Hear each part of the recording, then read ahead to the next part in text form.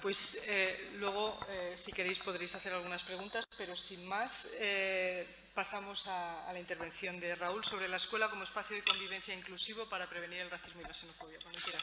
Muy bien. Muchas gracias, Jesús, por tu intervención. Muchas gracias a las entidades e instituciones organizadoras y en especial a Overaxe porque, en fin, me siento ya casi parte un poco de la familia y valoro mucho todo el trabajo en grupo, en equipo que se ha hecho, ¿no? Y la piña que nos ha llevado a un producto como es este manual, del que me gustaría resaltar algunas cosas.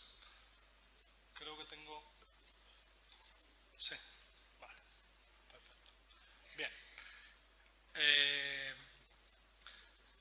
En realidad yo había preparado esta pequeña presentación antes de escuchar hoy a nuestro buen amigo Ramón Flecha. Por lo tanto, bueno, pues ahora después de haberle escuchado casi, yo en general soy una persona más bien de corte reflexivo, con quizá más dudas que certezas en algunos aspectos, pero como ha dicho Ramón hoy, no cabe la duda, hay que establecer con claridad, ¿no? Nuestros planteamientos para que luego puedan ser precisamente rebatidos y discutidos, ¿no? Pero no obstante, bien, yo empezaba mi intervención más bien con algunos interrogantes. Interrogantes que tienen que ver con algo que creo que en lo que me voy a centrar fundamentalmente casi en la intervención de hoy, ¿no? En destacar que quizá la labor consustancial a la escuela, la verdadera labor que tiene la escuela en cuanto a la discriminación, la intolerancia, el racismo, la xenofobia, es precisamente la labor de prevención. Bueno, no es que esto lo diga yo, sino que viene avalado evidentemente por organismos internacionales tan importantes como la UNESCO, que se puso de relieve muy claramente en la Conferencia Mundial contra el Racismo de Durban y luego en sus posteriores revisiones, y por lo tanto es algo, en fin, que creo que no es en principio cuestionable. Pero yo lo digo por un motivo muy concreto, y es porque evidentemente últimamente nos estamos encontrando con la importancia que desde los medios de comunicación se le está dando a la necesidad de que existan protocolos de actuación cuando en los colegios se dan estos hechos lamentables de acoso discriminatorio.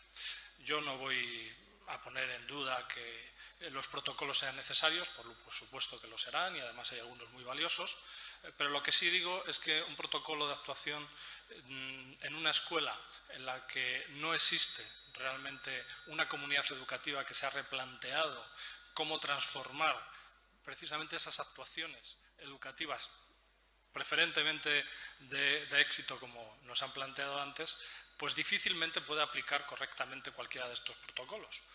Y tenemos un pequeño ejemplo, si me permiten, precisamente muy reciente, de la semana, me parece que fue la semana pasada, cuando la Audiencia Provincial de Cantabria multó a un centro educativo que no había atendido convenientemente a una alumna que había sufrido acoso en la escuela y por lo tanto pues sufría distintos trastornos psicológicos derivados de ello.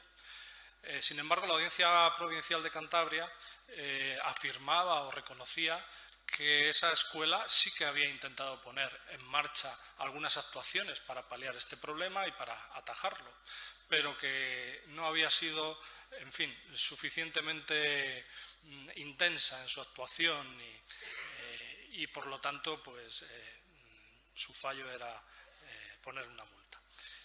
Bien, es evidente, es difícil comprender y entender en un entorno educativo en el que no se plantea que lo fundamental y lo esencial es que haya una comunidad de convivencia en la que existan unos valores compartidos, es muy difícil después atajar un problema cuando ya bien, pues ha cristalizado, ha producido una serie de efectos, en este caso muy negativos. Bien, en este sentido quiero resaltar en toda mi intervención que hay aspectos que son los que la escuela de alguna manera debe plantearse de forma muy prioritaria e importante para, en fin, y no excluye desde luego que ante casos muy concretos y muy alarmantes para la sociedad, evidentemente hay que actuar también, eso está claro, ¿no? O sea, no es excluyente lo que estoy planteando, pero sí estoy marcando una prioridad que creo que es fundamental en el caso de la escuela o de cualquier tipo de centro educativo. Bien, en este sentido, aunque comparto también con Ramón que es evidente que cuando las escuelas empecemos a incorporar cada vez más actuaciones educativas de éxito, los gobernantes, en fin, van a saber exactamente cómo apoyarnos y van a cambiar sus políticas. No dejo de plantearme y de cuestionarme hasta qué punto la LOMCE, por ejemplo, es el mejor contexto legislativo posible para favorecer o para fomentar, bueno, pues, actuaciones educativas en los centros. Desde mi punto de vista, hay algunos aspectos que son bastante contradictorios. No creo que haya, evidentemente, investigación ni que tengamos evidencias científicas sobre en qué medida un entorno altamente competitivo, como el que a lo mejor plantea en ocasiones la LOMCE, pues, en fin, sea el más apropiado para el aprendizaje, para la transmisión de conocimientos. Pero la sensación que da, desde luego, es que muy claramente se contradice con algunos de los principios fundamentales de la intervención educativa, que sí que tiene un respaldo científico. Por lo tanto, creo que en ese sentido, bueno, pues tendríamos que replantearnos si verdaderamente lo que necesitamos es quizá un pacto político o más bien es otra cosa, quizá, ¿no? Es que los centros educativos efectivamente tomen un mayor protagonismo en torno a esas actuaciones educativas de éxito que sí que están refrendadas por la investigación científica. Bien, más allá de esto, y procurando no repetirme demasiado, porque evidentemente ya se han dicho muchas cosas de las que yo comparto, sí que me gusta a veces, por organizar un poco la información, no por otra cosa, marcar 3 momentos en cuanto a la prevención de la discriminación en general, por no hablar racismo, xenofobia y todo eso, que entonces me alargo más, ¿no? Esos 3 momentos que están en pantalla son fundamentalmente la visibilización de la diversidad cultural, la construcción de un espacio de convivencia inclusivo e intercultural y la reorientación de los procesos de enseñanza-aprendizaje en las aulas. Bien, estos 3 momentos no tienen por qué tener un orden cronológico, no lo estoy planteando así, son simplemente momentos que seguramente tienen que ser simultáneos, evidentemente, pero a mí me sirve un poco para organizar, como decía antes, la información al respecto. En cuanto a ese primer momento en el que se visibiliza o se intenta visibilizar la diversidad cultural, ¿por qué de alguna forma esto es necesario? Por algo que ya también se ha comentado de alguna manera aquí, ¿no? Está, decía antes Ramón, en la literatura, en el fondo, ¿no? La literatura, el conocimiento humano contiene muchos aspectos sobre los valores que compartimos o los contravalores en algunos casos, pero está todo ahí de alguna manera. El conocimiento de alguna manera que compartimos en la escuela es un conocimiento que está orientado por valores y que se ha ido acumulando en torno a experiencias humanas de alguna forma, que luego intentamos de alguna manera trasladar a nuestros estudiantes. Por lo tanto, las diferencias, la diversidad está en el propio conocimiento humano. Como bien de alguna manera señala el profesor García Castaño, la escuela es la primera institución social en la que se nombran de una forma clara y evidente las diferencias. Y por lo tanto, como está ahí, es necesario abordarlo. No podemos esconder la cabeza, no podemos mirar para otro lado. Al contrario, debemos resaltarlo, debemos ponerlo encima de la mesa como uno de los aspectos esenciales sobre los que llegar a consensos, a acuerdos, sobre los que llegar a establecer esos aspectos de la convivencia que son fundamentales. Esto nos lleva, evidentemente, a una cosa que ya antes Jesús comentaba, y por lo tanto no me voy a alargar, y es a reivindicar, por encima de todo, el derecho de todo ser humano a su propia identidad cultural. Una identidad cultural que va a ser múltiple, que es necesario que sea abierta y que esté en activa construcción. Pero también la visibilización de la diversidad cultural nos lleva precisamente a un aspecto que no es menor y que es fundamental. Y es la identificación precisamente de la discriminación, del racismo y de la xenofobia. Si no hablamos de la diversidad, si no la tenemos presente, si no está de alguna manera en todas nuestras experiencias de aprendizaje en la comunidad, evidentemente no vamos a saber identificar si existen casos de discriminación. Por lo tanto, no podemos ser ingenuos. La escuela es un lugar, también antes Jesús lo ha comentado, en el que se traslada de alguna manera todas las experiencias y toda, en fin, la vida social que hay alrededor, y por lo tanto, tanto los que nos dedicamos de una forma profesional a la educación como las propias escuelas, pues viven en un entorno en el que existe el racismo y la xenofobia, y por lo tanto esas conductas, esas formas de pensamiento van a estar siempre presentes. Necesitamos que afloren, necesitamos reconocerlas, necesitamos de alguna manera discutirlas, necesitamos que sean de alguna forma el tema esencial dentro de los aspectos que estamos trabajando. Hay formas de racismo de muchos tipos. Bueno, tenemos evidentemente el racismo clásico, por decirlo de alguna forma, al que nos hemos referido siempre, que no ha desaparecido. Antes han dado alguna serie de datos. Está también en la escuela, aunque no sea el lugar en el que se manifiesta de una forma más clara, pero también hay otros tipos de racismo más modernos, un racismo sutil, aversivo, líquido, en fin, podemos dar varias denominaciones, que en cierta medida lo que viene de alguna manera a poner en evidencia es que seguimos manteniendo de alguna forma ciertos sesgos inconscientes, prejuicios, que nos llevan a valorar situaciones, circunstancias, relaciones humanas de una forma muy determinada y a veces inconsciente. Es necesario aflorar esa inconsciencia y, por lo tanto, ponerle nombre claramente para que podamos discutir sobre él en la escuela, porque es importante discutir sobre ello. Un segundo momento, pero que ya digo que es complementario y en el mismo instante, es el de la construcción de un espacio inclusivo e intercultural. En fin, no voy a hablar de inclusión, es un tema que todos conocemos, yo creo que largamente, pero para mí hay una clave fundamental en cuanto a la inclusión en los centros educativos, y es el compromiso con la transformación del entorno en el que se están produciendo los procesos educativos. Esa transformación yo creo que es esencial, porque supone la transición de pues una serie de usos educativos muy excesivamente individualistas, todos lo conocemos y yo creo que, en fin, alguna vez nos habremos enfrentado a ello, en el que se aprecia que la labor y la tarea del profesor debe estar aislada dentro de su aula, que no tiene, en fin, que esa es su responsabilidad y que parece que la legislación de alguna manera así lo establece, y la transición de eso a una actividad educativa consensuada con toda la comunidad, en la que todos tengan la posibilidad y la capacidad de participar, pues la verdad es que es un salto verdaderamente importante. Pero es la exigencia esencial, yo creo, de cualquier espacio de convivencia inclusivo. Por lo tanto, es necesario que, como nos comenta la famosa activista Hannah Arendt, pues promovamos de alguna forma en la escuela la cohesión social y el aprendizaje de la vida en comunidad. Es esencial para que ese espacio inclusivo se haga realidad. Se ha referido a algunas cosas sobre la educación intercultural Jesús antes, yo no voy a abundar por razones de tiempo en ello, me parecen muy acertadas algunas puntualizaciones que han hecho.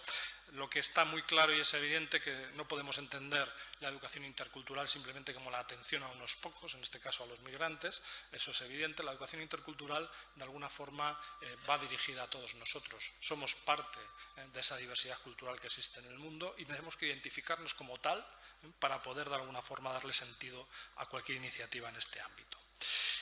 También diría que otra clave esencial en la construcción de una comunidad inclusiva es precisamente la revisión de nuestro currículo, y aquí pues necesariamente tenemos derivaciones hacia lo que es la política educativa y hacia lo que es los establecimientos de los contenidos, ¿no?, que de alguna forma deben estar en el programa educativo. Es necesario realizar una revisión desde criterios que tengan que ver con la justicia curricular, que tengan que ver con un currículum decididamente antirracista y que tengan que ver con la necesidad fundamental de plantear los derechos humanos como referente ético en todas nuestras actuaciones.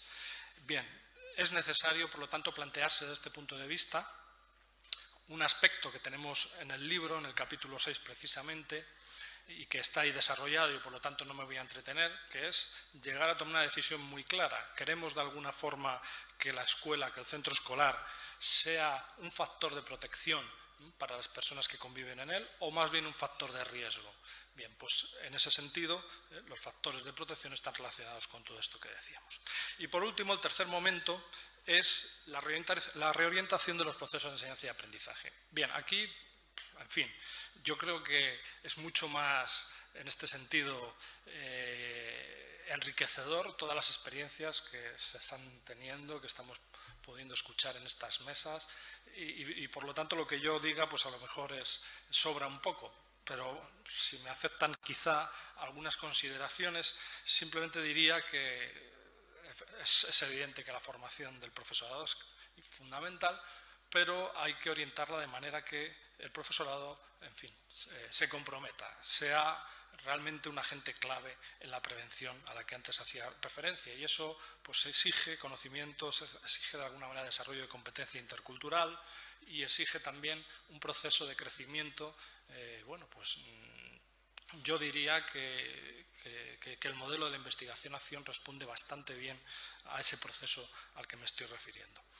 Es necesario reorganizar, ya un poco me refería antes a ello, esa organización tradicional que conocemos de la escuela, porque quizá algunas actividades educativas de éxito, como las que antes, en fin, de las que antes se ha hablado en esta mesa, pues yo creo que serían difíciles de llevar a cabo con la organización que conocemos de la escuela actualmente.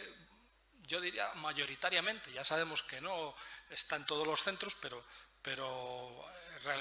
elaborar, construir un entorno físico y social de inclusión requiere abandonar ciertos usos que, por desgracia, siguen todavía lastrando a la escuela.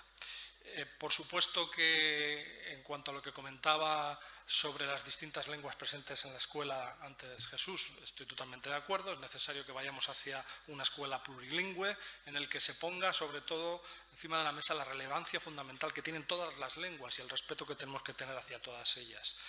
Y también hacia, lógicamente, una multialfabetización donde se multipliquen los canales de comunicación entre las personas y se utilice, por lo tanto, bueno, pues, algo que tenemos al orden del día y que es tan importante últimamente para nosotros como son las TIC, ¿no? Las tecnologías de la información y la comunicación. Hay que adoptar de una forma decidida el antirracismo en la convivencia dentro de nuestros centros. Y eso supone impregnar todos los planes programáticos del centro y adoptar algunos que tenemos, bueno, pues así como un poco abandonados, pero que son fundamentales, como es el plan de acogida. Antes ha comentado también alguna cosa sobre la acogida.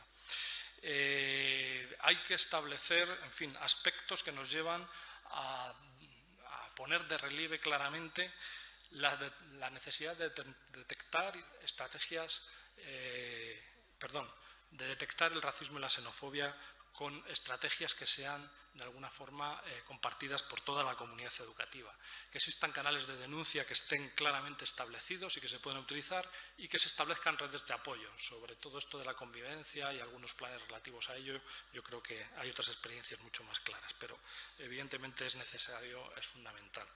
La identificación de incidentes provocados por la discriminación está también en el capítulo 6 del manual y por lo tanto yo creo que ahí no me voy a extender mucho más, es uno de las exigencias fundamentales. Y por último, pues bien, como antes decía muy sabiamente Ramón, no es implantar una educación en valores como tal, sino de alguna manera practicar esos valores. Solo se adquieren los valores cívicos por exposición a conductas y entornos que los proyectan y los practican. Esto, en fin, ya se ha dicho antes, lo sabemos, así que simplemente me sumo a esta cuestión. Muchas gracias.